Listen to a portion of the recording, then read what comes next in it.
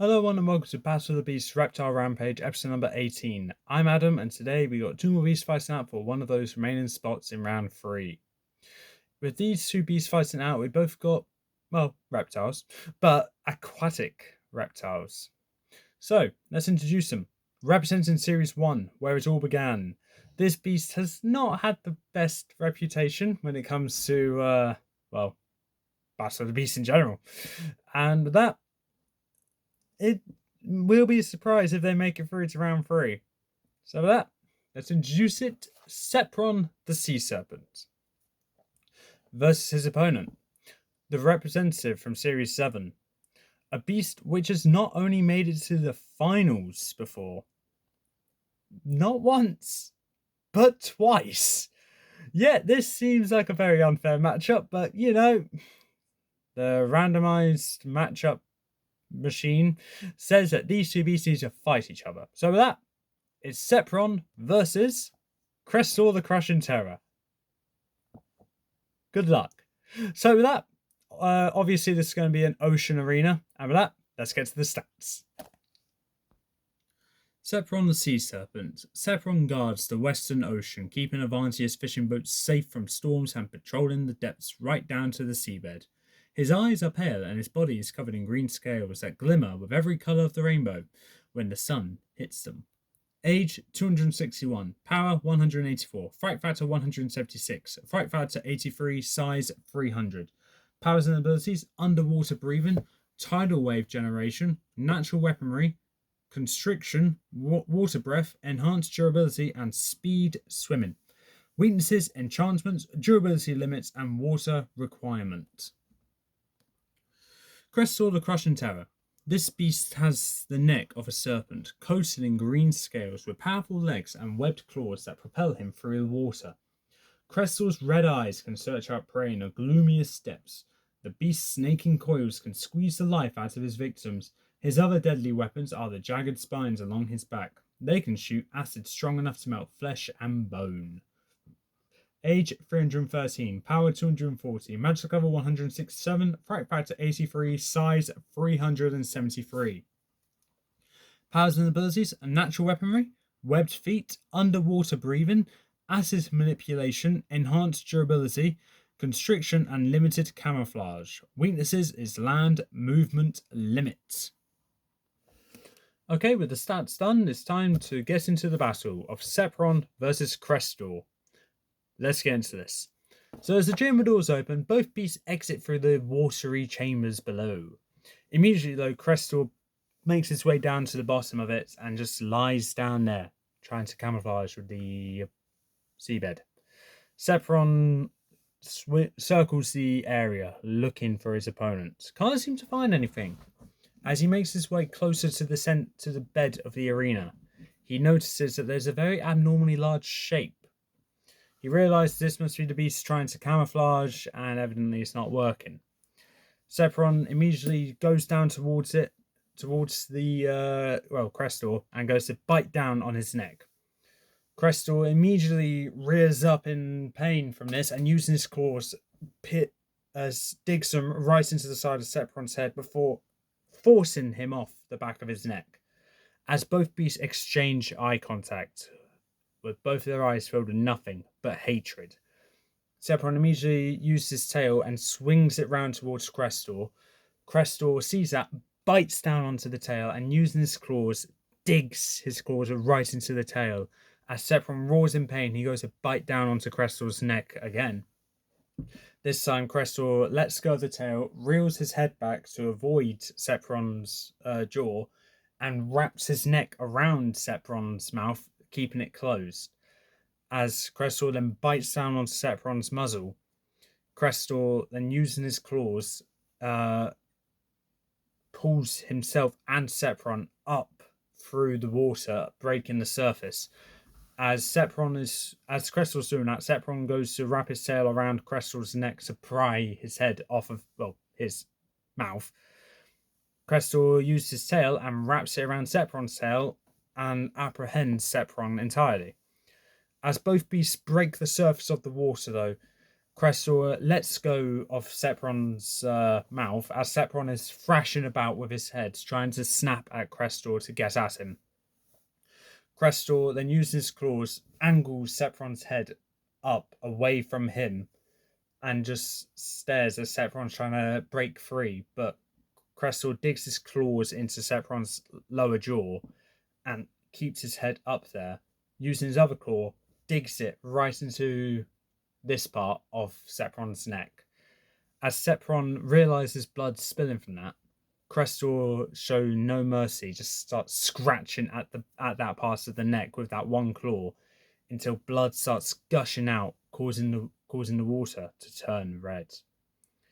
As Krestor sees this, he can't help but just laugh as blood showers all over him, going down his green scales. As Sepron is now struggling to breathe, not being underwater, but also losing blood, Sepron suddenly gets that burst of adrenaline and is able to use his tail to break free from Krestor's tail, wraps his tail around Krestor's neck, and pulls Krestor back, slamming Krestor's head into the wall of the arena. As Sepron's able to go below water now, regain himself, and then go up towards Krestor to try and finish the job. Thinking Krestor is winded from that slam into the wall of the arena, Sepron believes he has the advantage as he goes to wrap himself around Krestor. As Krestor's used to slamming his head against things, he sees what Sepron's about to do and just propels himself forward against the wall of the arena, pushing him into the center, breaking free from the constriction which Sepron was about to do before Sepron constricts in on himself. Krestor immediately turns around and, using his mouth, bites down onto Sepron's mouth, keeping his mouth shut. Sepron goes to lash his tail out towards Krestor. Krestor uses his tail to wrap it around Sepron's tail, apprehends it, and using his claws, Krestor digs his claws into Sepron's eyes and pulls them both out before grabbing Sepron by the seaweed hair and pulling Sepron forcibly out of Krestor's mouth.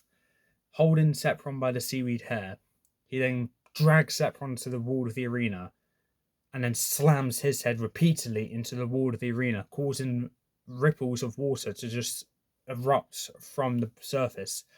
The spectators don't know what's going on, but just seeing constant ripples emerge from the surface of the water as Krestor proceeds to continue slamming Sepron's head into the wall of the arena.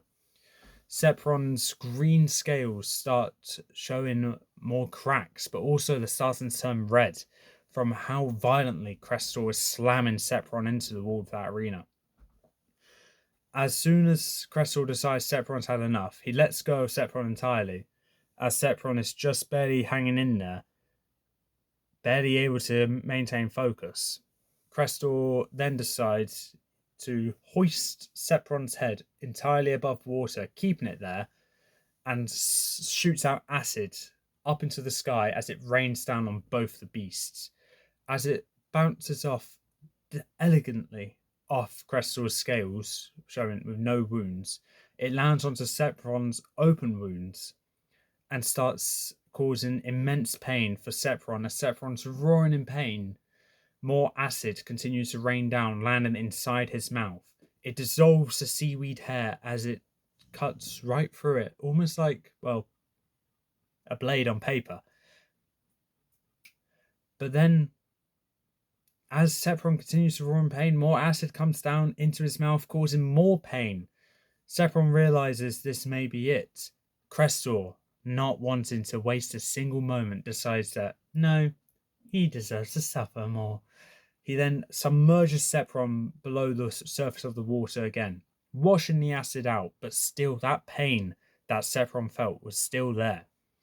As Krestor then looks Sepron dead in the eyes, examines his entire face, he lifts up one claw, puts it to the side of his head, and then with another grabs to the other side, as Krestor seems to show concern for this beast.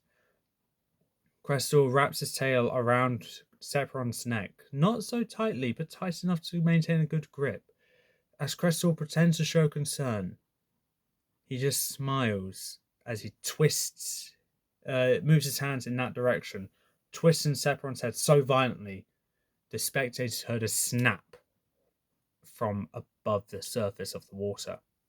They realize what must have happened as soon as Sepron's body starts floating up to the surface and Krestor breaks free from the surface of the water, roaring into the arena before lifting up one claw and bringing it down on Sepron before bringing his whole self down on Sepron, pulling them both down to the surface of the water. At this point, Sepron is long gone, but Krestor is not wanting to make this a simple neck snap. Bringing Sepron's head right down to the bottom of the water, he uses one free claw, digs away at the seabed before slamming Sepron's head inside the bed and covering it entirely, causing just his body to just be floating around like a piece of seaweed at the bottom of the ocean, of the seabed. As Krestor, satisfied with his work, makes his way back to his chamber, satisfied with his little decoration he made for this arena. Ready for round 3. So with that, Krestor has won, Sepron has lost. If you think Sepron should have won, please comment below. You think that how my word's final and Krestor's moving on to the next round. Multiple reasons why Krestor won this one, but the main one is that Krestor has limbs. I mean, yeah, but they're both serpentine beasts, but the thing is though, Krestor has extra limbs which Sepron doesn't, and Krestor is able to use that to his advantage.